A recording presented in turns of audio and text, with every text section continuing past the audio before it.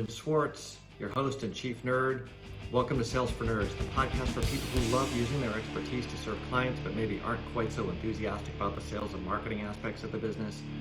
I struggled with this for years, ironically, as a sales and marketing consultant to the Fortune 500. Over time, I realized that there was a more effective, more authentic way to get clients by helping instead of selling, teaching instead of marketing, and connecting instead of networking. My mission is to help you learn the easy way instead of the way I learned it, by sharing my stories, by bringing on awesome guests to share their stories. And of course, as a software guy, I had to go and create the CRM I'd wished I'd had when I was struggling with more traditional systems. It does more of what us solo consultants need, help us nail our positioning, help us get more leads and conversations off our website, get more referrals, have more conversations, automates proposals all the way through to e-signature and more, and less of the bloat that comes with traditional CRMs. If you want to check it out, you can start a free trial at mimiran.com. That's MIMIRAN.com. And you can even just sign up for the free version, which helps you nail your positioning. And you can also find proposal templates, lead magnet ideas, and more. Once again, that's MIMIRAN.com. Now let's get to it. Today, I'm super excited to have with me Rick Terrien. He is passionate about empowering entrepreneurs in the second half of life. And he is a lifelong entrepreneur himself and is in fact the co-founder of the nonprofit Center for Ageless Entrepreneurs, CAE. He has started and run several businesses, both for and nonprofit, across various industries, with most of them happening after he turned 45. Now, I'm not going to ask him how old he is, but I'm guessing it's been a couple of years since 45. And he's got 9 patents. He's got the smallest company ever to be awarded Fast Company's Fast 50. He was awarded the U.S. Small Business New Product of the Year, AARP Purpose Prize Fellow, because making a difference is ageless. And he's just done so many things. He's also the author of Ageless Startup, Start a Business at Any Age. So many interesting things going on here, obviously with a common theme. Rick, welcome to Sales for Nerds. What do you have in your glass? What do I have in my glass? Ruben, I have a Yuengling Black and Tan. Yuengling is the oldest brewery in the United States, based here in Pennsylvania, and they make a pretty good dark beer. Now, when exactly did they get started? You know, I wonder if it's on the bottle here. I'm going to say it's over 200 years old. It's revolutionary times, but I don't know the exact one. But it is young. The brewery is actually younger than the country, because sometimes you have those things from Pennsylvania, Boston, whatnot, that are actually predating the country itself. Yeah, this came up right with the country. So I think I'm doing something patriotic when I'm talking to you today. Absolutely. Drinking my Yuengling. And, you know, speaking of patriotic, I have some red in my glass here. I've got this Bergevin Lane Moonspell 2016 Cabernet Sauvignon from Walla Walla Valley in Washington. Also, speaking of patriotic. So cheers. Welcome, Rick. And thank you. Aren't we doing a great job for patriotism in the country? And we're doing it all through Sales for Nerds. That's right. And as I've said to some other guests, the restaurant industry has been hit really hard in this whole pandemic. And the wine industry and the beverage industry has been hit hard too, because restaurants are where they sell a lot of their stuff. So I'm trying to pick up the slack a little bit here for them. We're doing our part. We're pitching in. That's right. So Rick, tell me how you got to where you are today. Did you grow up with entrepreneurialism in your blood? I grew up with it in my family. It was always something that people around me were doing. Going back to my grandparents, they were both my grandfathers were working entrepreneurs. One took it on late in life after retiring from a corporate career, and I learned a lot from that. He led his best life, started a farm, for goodness sake, after coming out of a corporate job. But both of my grandparents did. My dad was a lifelong entrepreneur and an inventor, and my mom worked in entrepreneurial like gigs and for and with startups. So it was always something that was not as foreign as it was to other folks when we were growing up. Now, did you go out into the world as an entrepreneur, or did you go into the corporate world first and later get back to your roots, as it were? No, I do quick forays out into the corporate world on demand when I really have to. But it's been decades since I've had to do that. I started the first one in college with a bowl of change on my dresser drawer in my dorm room. And that business went, well, I sold it when it was 25. It was still going when it was 40 years old. Small business, but we raised our family, put the kids through school, went to, put money in the church basket and supported the libraries and good community members. It was a really fun business. That went on for 25 years. At the very beginning of that, when I was just getting it on and off, I jumped out into a couple of startups just to help them out at the beginning and keep the cash flow going. But the goal was always to get back to my own gig, and I have been doing that ever since. Well, you can't drop a story like that and not tell us what business you started with that bowl of change. Well, it's going to sound just archaic and like from the caveman times.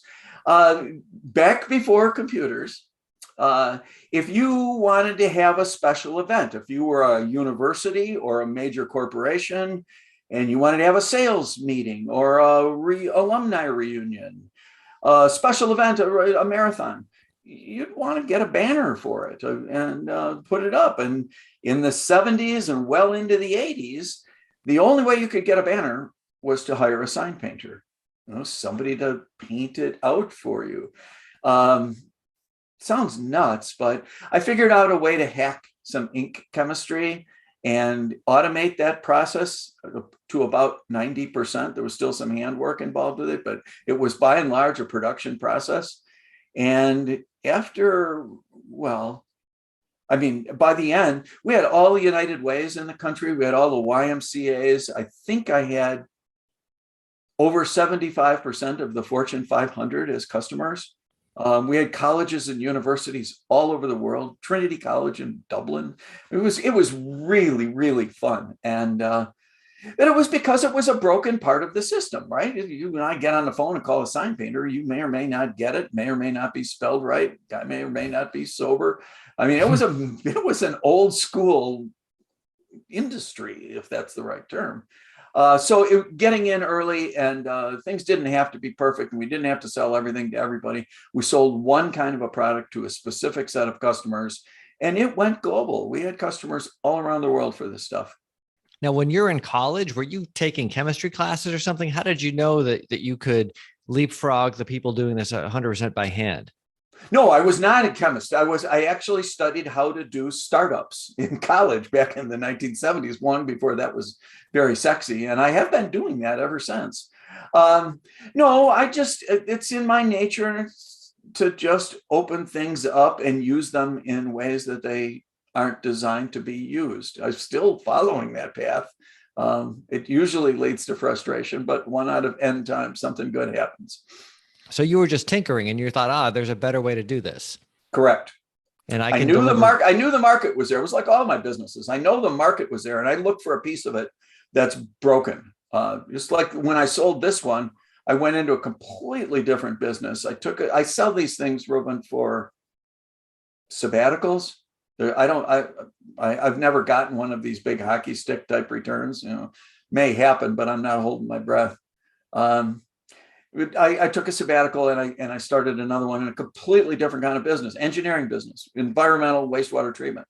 But it was the same model. As you find something that's broken, that's everybody is just kind of looking past and walking around because it's too hard or it's too dirty, and everybody just lets the status quo go. Well, that's where entrepreneurs work.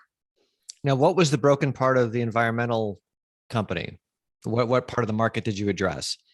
My first customer was, and I had the idea for what I wanted to do. I knew the nature of the problem. The nature of the problem was inside heavy manufacturing plants. There was a lot of contamination of very expensive aqueous, which is water-based fluids used throughout these manufacturing processes, and they would get contaminated by ink.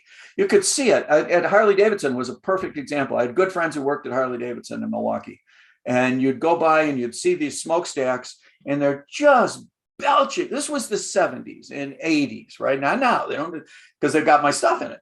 But it would just it looked like the Queen Mary. I mean, these belching, this black smoke all day long. Well, as Buckminster Fuller used to say, pollution is resources in the wrong places. I mean, they're blowing carbon up into the atmosphere, obviously a terrible idea, but there was also stuff they had paid for. It was oil, And now you're burning it up and sending it off into the atmosphere. So we went into these heavy industrial manufacturing plants and taught them how. We built some equipment, designed some equipment. That's where the patents came from that you were talking about. Designed some equipment to do continuous sweeping of these surfaces, these fluid bodies inside these manufacturing plants. And then we would pull those contaminants out into a device of our design. Worked on gravity only. You couldn't even plug these damn things in, Ruben. And we would capture the oil in there, and clean fluids would go back to the source tank. And that oil was so good and so dry, I mean, it's not contaminated, that they could sell it and get another use out of it. And more importantly, all that smoke that was going out, that was a symptom of this problem inside the plant, going out the smokestacks. Now you go by these Harley-Davidson plants, and right after we put these in, and you just see heat shimmers, right? The contaminants aren't contaminants. They're resources that you can reuse. That was a really fun business. I sold that one when it was 10 years old, and it's just coming up on its 25th birthday.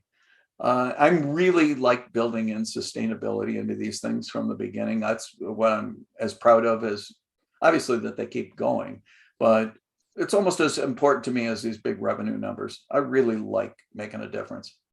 So you have given birth to something and you didn't just cash out. Your business continues to thrive long after you've gone. Well, and what was really fun is, yes, we helped all these heavy industrial plants, and we had customers in Johannesburg and all over Asia, all over the United States, all the car plants. But by the end, it wasn't just heavy industry. It was the space guys. It was the Pratt and Whitneys and the people building spacecraft. And they were gutting their factories at the time as they moved from the old moonshot stuff into this, the new century that we're on. And they gutted their plants and rebuilt them with best practice equipment in every sector of their equipment. And we were getting those jobs all the time. So we went from carbon coming out smokestacks to helping with spacecraft manufacturing. It's pretty cool. Yeah, it's very cool. Now, how did you get clients? Because you had built it, and did they just come, or what were you doing? So I did a lot of trade shows back in the day. It was a very specific industry that we started in that had its own trade associations, and I learned to be a writer and a speaker in those. So I started writing technical articles. I started doing breakout sessions at their annual conventions and regional conventions. And that was a very effective way to do it. And I think a lot of the social media, the stuff that's going on, is just the same thing. We're just doing it in a different venue.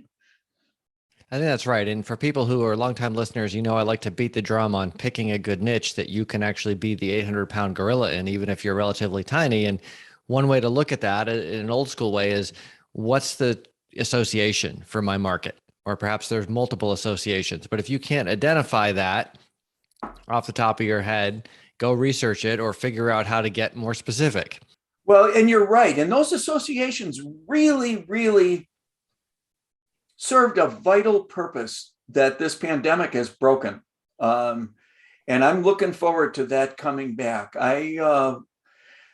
Actually, the foundation story for what I'm doing, the book I wrote, and now this Center for Ageless Entrepreneurs, comes from birthing story that came out of a trade association work. Tell me more. Well, what was it? 7, 8 years ago, 9 years ago, maybe 10 years. I was contracting. I had my own small consultancy, and I was working on you're going to laugh, another specialty that I had morphed into, which is food manufacturing specifically. And I was consulting for one of the largest trade organizations in the world on this, and it was like 115 years old. And it was fabulous to see their annual convention. There was all the principal companies, and there was the new companies, and there was the logistics and the bankers and the insurance. All of the levels that had come together over 100 years to produce something that was so much bigger than any individual member of that thing. And how that had all come together was just a thing of beauty. It was a wonderment when you really think about how hard that is to do. And yet I looked out in the hallway, and here's small groups of, 4, 5, 6 people, men and women of a certain age, saying goodbye to each other. They'd hit some magic number on some pinhead's spreadsheet, and they were given the option of leaving or getting fired, retiring or getting fired. And here's the people that built all this wonderful stuff I'm looking at over my other shoulder, and they're showing the people the door that built it. What? It just couldn't be dumber. And so I decided that for a project for me later in life is not to continue to build up and join these large working organizations, but to concentrate on this problem I was seeing out in the hallway. And I have been doing that ever since. And the book came out of that. And of course, the book was published same week the pandemic was declared. What could go wrong, right? Right. So anyway, that was a wonderful book tour out the window and book signings out the window and a pivot, which is what we do, right? What I think in some ways, as unfortunate as the timing was on one level, on another level, I feel like the pandemic has accelerated the cracking of the foundations of sort of the myths we've told ourselves about corporate life. And we're in the midst of this great resignation, I think they're calling it. So maybe it is actually good timing in some ways. Now, what would you say to these folks who maybe haven't decided to leave yet, but are wondering what the heck they're doing and maybe wishing they could leave? Right. Well, the underlying theme is it's not that hard. It's just new. And we've all done really difficult things. I mean, all of it that we've done, our careers, raising kids, everything. This isn't that hard. Anybody can do it. You got to pick something that you like and that you want to make a contribution to. I tell people they should be thinking about it at 40, and they should be planning it or beginning it at 45, and they should be doing it by 50. What you want to do is make yourself as resilient as possible as you move through these later ages, so that you're not at the whim of circumstances. You can continue to make contributions to markets you love, communities you love. You don't have to start a company that, where you're sleeping under the desk and you're chasing VCs around. And, there's a big, wide spectrum of kinds of businesses out there. And this 1-person, 2-person business, consultancies kind of a thing, subject matter experts are just ideal for people in the second half of life. And I think that's a great point. We hear so much in the media about the Teslas or the Apples or the Googles or whatever it is, but obviously that's literally a handful of people who started those companies versus the millions of people who are out there making a difference in their communities, in their markets, having a good time, not twiddling their thumbs at some desk, feeling like they lack purpose. And I'm not saying that everyone in the corporate world lacks purpose. There are a lot of people who love it, but if you don't, you said something earlier about they should be planning. Now, can you be more specific about how they should be planning, what they should be planning? So, Ruben, I have self-interest in that answer. Great. Be careful. Pitch away. Those 3 legs of the stool that I was just talking about you want to start small, and you want to start smart, and you want to start right now. I'm going to go to the middle one of those. You want to start smart. And what that means to me, well, it does go back to the start small. I do want people to come out. I want them to get set up. I want them to put, not just, I'm going to hang out a shingle and I'll be a sole proprietor. I would really like them for others to, down the road, to interact with them. I would like them to get their own entity status around themselves. Mm-hmm. Get an LLC around yourself. Yes. Get in the game professionally. It doesn't cost, it's a few $100. It's not a big deal, not hard, register with the government, get your banking in place, your credit in place, your insurance in place. It's all little stuff. But it's not the Lone Ranger style entrepreneur that we may have grown up with, that was celebrated, that's changing the world. People operate in teams and networks. And lately, there are pickup games, like a pickup basketball game, where somebody comes into the game and somebody drops out, somebody sits on the side. I want them to find their tribes. I want them to find their own networks. And that's why we're putting together this Center for Ageless Entrepreneurs as a meet and greet kind of a self-supporting group.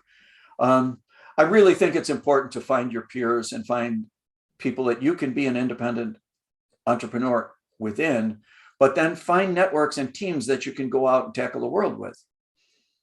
I think that's a great point. I think people often think about it as all or nothing. And I know I sometimes did. I had still have trouble, some might say, asking for help. But especially when I started, I thought I was supposed to know everything and that asking for help was bad. And that's completely the wrong approach and will cause you a lot of unnecessary pain and suffering. And by all means, you need those people who are going to be referral partners for you. You need those people who are going to take a look at your website and say, hey, Ruben, this just doesn't make any sense. And you read it 1,000 times and it made sense to you. But as soon as someone says it, you're like, oh, yeah. And just make life so much easier. Right. And that's the opposite of what we were taught. We were taught that you need to be it. You need to be this. Well, now think of the way that commerce is happening. There may be a local project in Akron, Ohio, and there's a champion on the ground, but that champion needs a chief technical officer or a landscape architect or a manager behind the scenes, any of these, all kinds of things. Well, now that person can come out, or their rep can come to a group like this and say, here's a project. These are the skill sets that we need. And people can organize within teams within this Center for Ageless Entrepreneurs, go out, and then as their jobs and their roles are finished up in that, as the project moves forward, they can come on back into the mothership and reconnect and look for the next project. I think that's the future of entrepreneurship, especially for this demographic. We've got a lot of experience and a lot of know-how. We don't necessarily want to work 50 or 60-hour weeks anymore. And we certainly want to control our time more. So this is sort of a perfect match. Well, I also think it's one thing to work 50 or 60 hours a week on something that you deeply believe in, that you consider very important, versus your boss is making you redo some spreadsheet or presentation or TPS report or whatever that you really don't like. It just doesn't mean anything. Right. And all of us have communities we love, and that can be a physical community, could be, Racine, Wisconsin, or wherever, or that community could be of an intellectual community across the globe. Mm-hmm. I mean, I was interviewed by a young man in Oman the other day, and he was talking about the similarities of he was talking about his aunts and uncles that are all looking around for something to do because they got pushed out of jobs. And this is happening all over the place. And during that conversation, he had a common ground of something that his uncle loved, and I knew somebody in the group loved. And so here's these global connections as well as connections to the neighborhood you live in. That's right. And we have a lot of opportunity, almost too many opportunities. It can be overwhelming, I think, for people to figure out and really build deep connections, because it used to be you had connections with your neighbors and that was easy, right? You didn't have a whole bunch of choices. And now it's gotten more and more till there's almost, billions of people that in theory you could form a relationship with. But of course you can't form more than I don't know what it is, 150 close relationships or something like that. Right. So in some ways you've got to pick and know who your people are. And I want to go back to this planning bit a little bit, because I feel like this is something that I didn't do very well, probably at any stage for anything in my life, really. But I always admired the people who are like, here's my 3-year plan. And I'm going to work hard. I'm going to get this promotion and I'm going to build my network. And then I'm going to start my own thing. And it's like, they just, I'm not saying it was easy for them, but they obviously having some view of where they were going ahead of time was really helpful. So these folks who are sitting there, they're, early 40s and they're listening to this. Oh, Rick's told me I got to make a plan now. Should they be forming their LLC today? I'm imagining there's a lot more to it than just, I need this piece of paper that gives me legal protection, which by the way, you totally need. What else should they be doing so that they're ready to either jump on their own, or if they get pushed out of the nest, they're not panicking. They're like, okay, now it's just time to fly. Right. Well, when, outside of our professions, when somebody just comes and talks to me about this, I use that 40 to 50 time to get yourself organized and think about it and understand. If you try to do everything at the last minute, it's all going to seem overwhelming. If you have to do it, it's going to be a pain in the neck, and it'll be stressful. So start early and get those things in place. There are very few things that you absolutely need. In my world, you really don't absolutely need any of these, but the right way to do it is what we were just talking about, is get that entity status around yourself, and then work out the 4 or 5 things that the government needs and you need as banking and insurance and those things, just to make sure you're covered. But then it's to get into your groups and start finding out where you fit in. And there are some just fabulous groups forming all over, affinity style groups, which this is one of. This Center for Ageless Entrepreneurs is one of them. But the trick is, I think, is then once you get in those, is learning how to use these groups to find new jobs, find new work, find new partners, find new opportunities. That's the exciting part about what's coming at us for entrepreneurship in the 2022.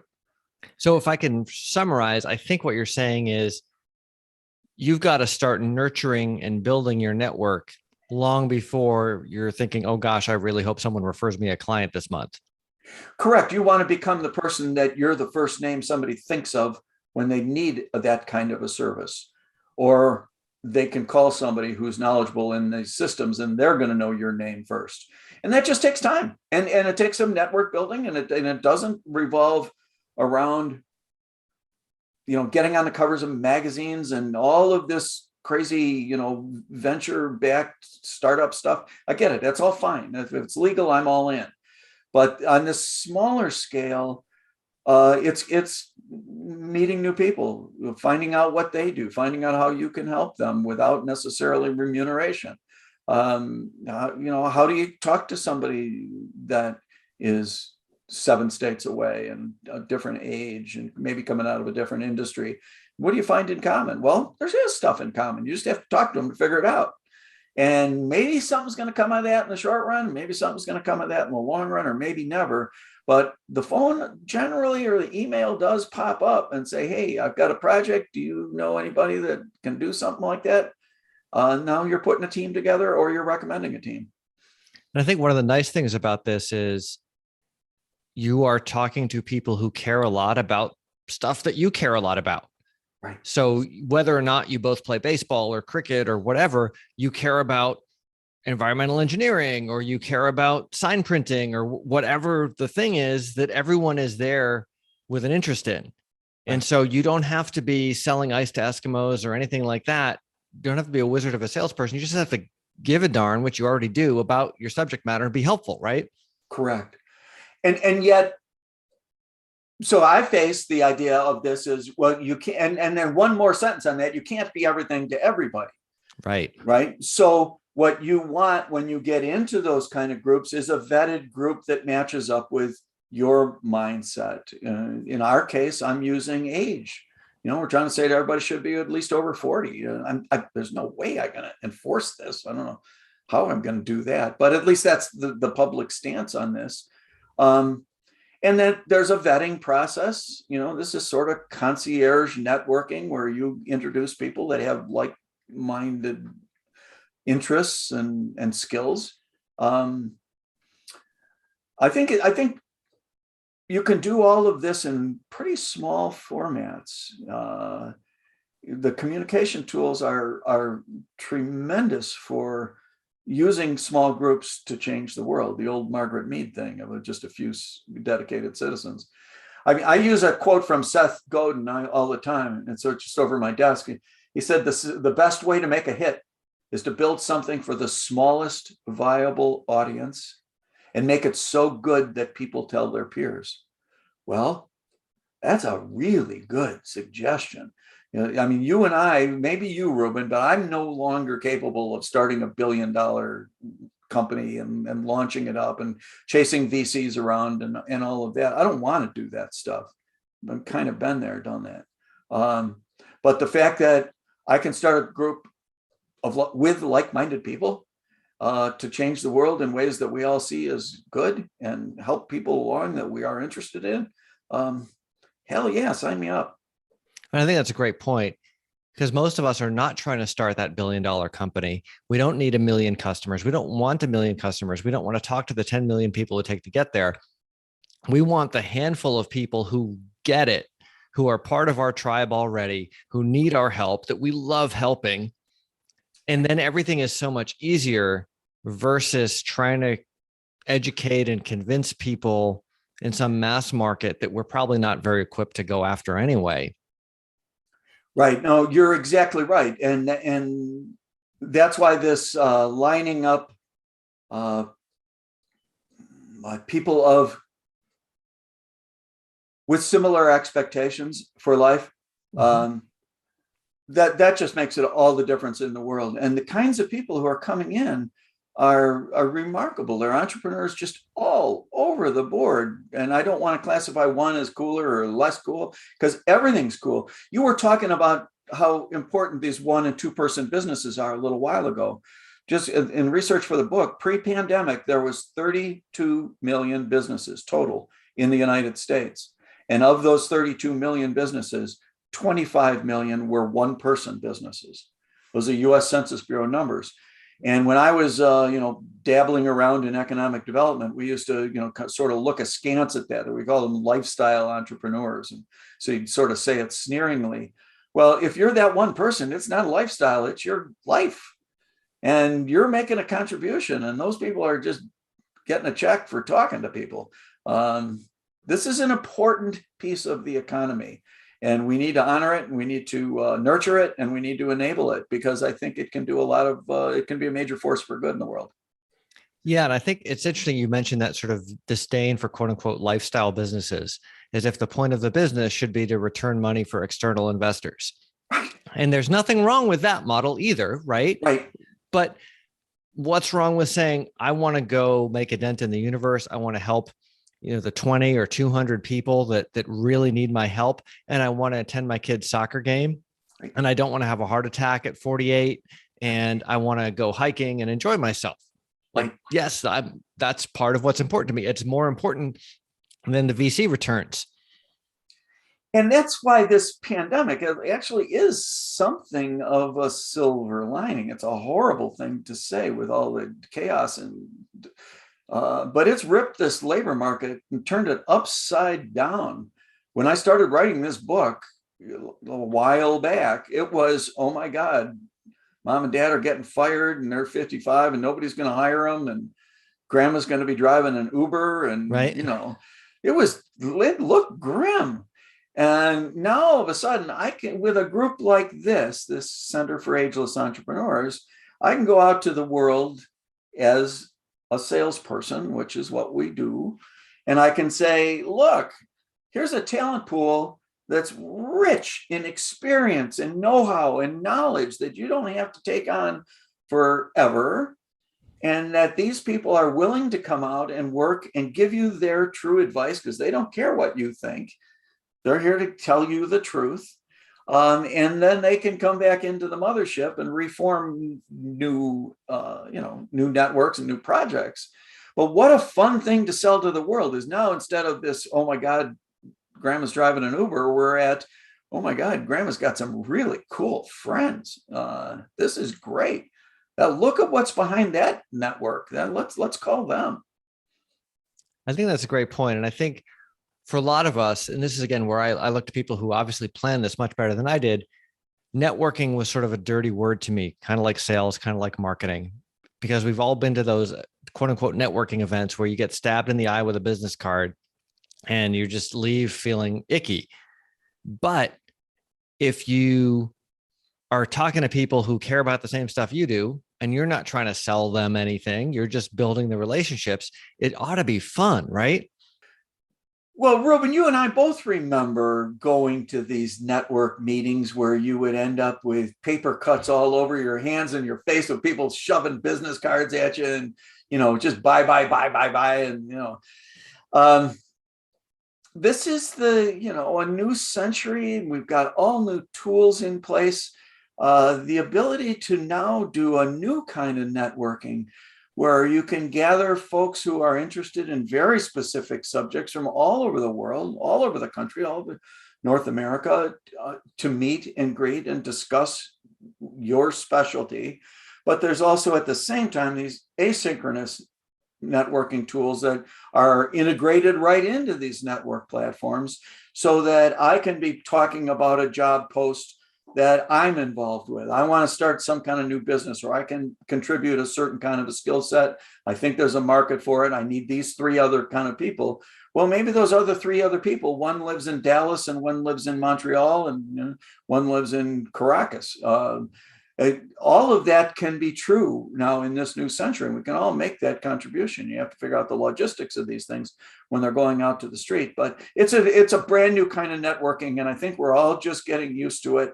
I really like it. I think it's very valuable. Yeah. And I think as an introvert who didn't like networking, I like it a lot more because you get to find your tribe so much better, right, and have natural conversations where I think when you're in that, I'm in a lunch meeting, which is quote unquote networking meeting. And if I think of that as my business development pipeline, there's a lot of pressure to try to force people to buy stuff they don't want and aren't interested in, versus let me go seek out the folks who are already interested in the stuff that I care so deeply about, where we can have great conversations. And to your point about sort of establishing yourself as the expert in a niche, I can get really narrow because I want the people who are going to call me to my best work. And it means that if someone talks to me and they aren't the right fit, I now have somebody that I can connect to help them and start that wheel of karma turning in the right direction. Right. And if you have the tools in place to build these networks in a vetted sort of way, I'm using age in a certain sense, but I'm also doing a community standards where it calls out, what can you contribute? If Ruben, you sign up, first question is, Ruben, what can you do for the group? I'd really like to know. So that when you're looking through other people's profiles, you can say, wow, Helen does this. I need that. Or I just talked to a person who needs what Helen does. It's this contributory kind of an approach, a values-based approach to make a contribution. My co-founder calls it the take a penny, leave a penny theory, right, at the cash register. We're not coming into, this Center for Ageless Entrepreneurs as a new kind of incubator or business accelerator. It's more of a marketplace. It's a marketplace among vetted individuals who agree to certain kind of standards to live their life by. It's not, it's not onerous, but it gets you in the right room and gets you talking to your peers. And I think nothing scales faster or more effectively than a peer-to-peer network. Well, I think you raise a good point about it being somewhat curated and managed, because what happens eventually to the completely open networks is, even if they start out with great intentions, eventually there's got to be some name for this phenomenon, but eventually they just get suffused with spam. Right. And then people stop coming and the value goes away. And it sucks because it was a great community. There were a set of people who really helped each other. But if you don't keep the hucksters under control, eventually it's like weeding your lawn or something. The weeds take over. Yeah, that's very true. But there's even an okay piece of that. I was thinking, as you were saying, yeah, there's a whole lot of people from those networking, the old days, I would be glad to shed. But right now there's people would come into a network that I don't have any special. I'm never going to affiliate with them because it's not the industries or things I love. But they can find their own like-minded people and go and start their own little room in here and say, this is what we're doing over here. And, maybe you and I look at that and say, I'm not going there, but right. There are other people who will. And if you start with a base that's cohesive, sort of cohesive, vetted a little, I think that's the way to move the planet forward. For people who are maybe interested in finding out more, where can people find you, Rick? Sure. Thank you. So the book has its own website. The book is Ageless Startup, Start a Business at Any Age. And it's at ageless-startup.com. But the cool new project is our new Center for Ageless Entrepreneurs. It's a nonprofit. It is meant to nurture these new networks. And it is at agelessentrepreneurs.org. And we just took the cloak off the website. And I'm sure there's still things spelled wrong and missing, but it's our minimal viable product, and we're launched. Awesome. Thanks, Rick. And of course, we'll have those links in the show notes as well.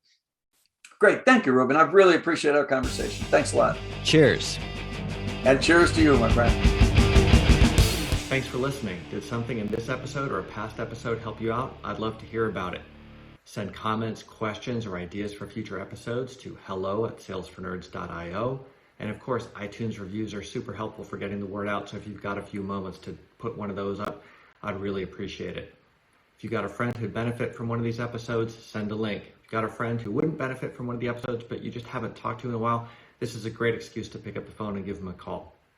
Of course, if you're looking for a whole new take on CRM for solo consultants, along with proposal templates, lead magnet ideas, free positioning tools, and more, check it out at mimiran.com. That's MIMIRAN.com. Again, thanks for listening, and until next time.